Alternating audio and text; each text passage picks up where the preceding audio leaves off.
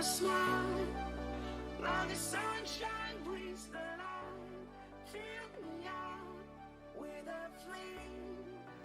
1. Bersihkan dan timbang cangkang telur. Bisa dilihat di sini, massa cangkang telurnya adalah 1 gram. 2. Tuangkan cuka ke wadah dengan variasi menggunakan sendok makan. Selanjutnya, tuangkan air putih ke dalam wadah dengan variasi menggunakan sendok makan juga.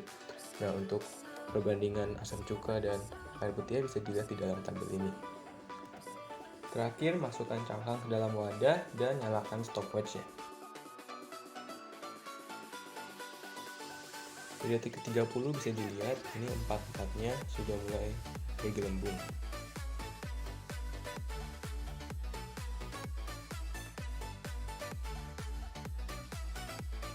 Di menit kedua, cangkang telurnya sudah mulai bergerak di dalam larutan asam cukanya. Dan di menit kelima, ini empat-empatnya sudah mulai mengambang. Di menit ke-30 bisa dilihat bahwa di larutan 25 dan 20% itu warnanya sudah mulai luntur. Dan warna cangkang dalam larutan 15% itu luntur pada 1 jam. Setelah 3 jam bisa dilihat cangkang dalam larutan 20, 25, dan 15% itu sudah mulai lunak. Namun untuk yang 10% itu warnanya belum luntur dan masih agak keras.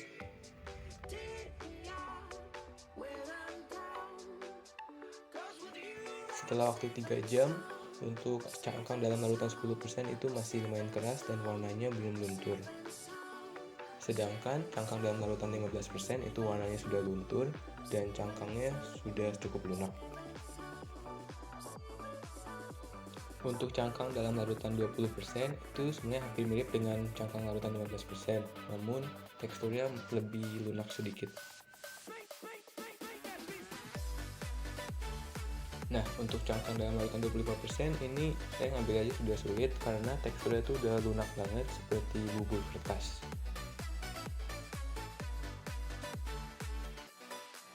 Dan berikut bisa di-pause jika ingin dilihat adalah tabel pengamatan. Berdasarkan hasil yang ada, kita dapat menyimpulkan bahwa konsentrasi memang mempengaruhi laju reaksi. Dan pengaruh tersebut, jika konsentrasi semakin tinggi, maka laju reaksi pun akan semakin besar. Dan kebalikannya, jika konsentrasi semakin kecil, maka laju reaksi pun akan menjadi semakin kecil. Terima kasih.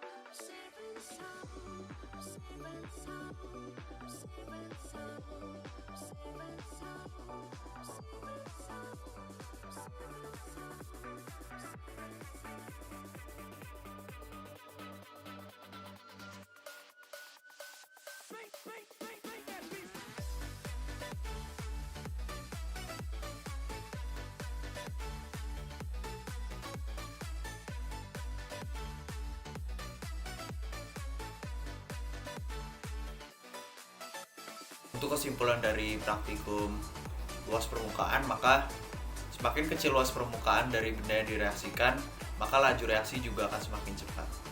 Terima kasih.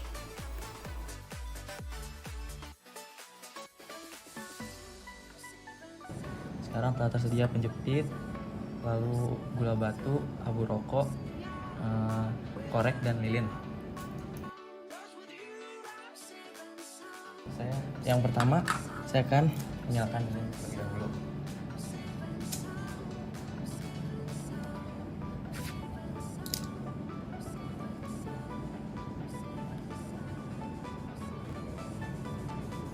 Lilin sudah menyala, lalu saya akan melakukan uji coba yang pertama, yaitu membakar gula batu tanpa dilulurkan abu rokok.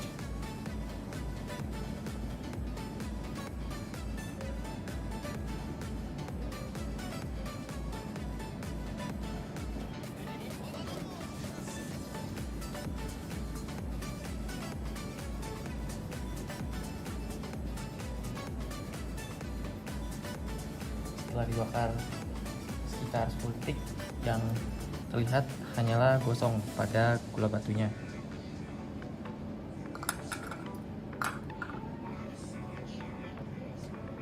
Selanjutnya saya akan melakukan percobaan yang kedua, yaitu melumurkan abu rokok pada gula batu.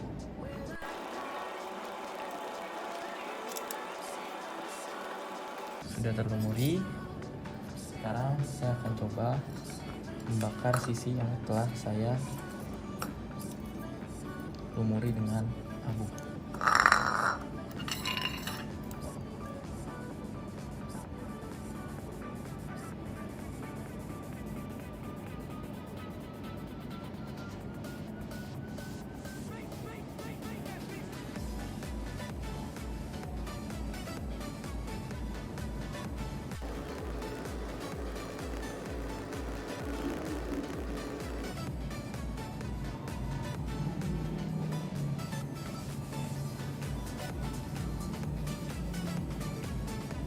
Setelah dibakar setelah 10 detik, hasilnya sama-sama gosong, tapi pada pembakarannya sendiri terdapat percikan-percikan seperti kembang api.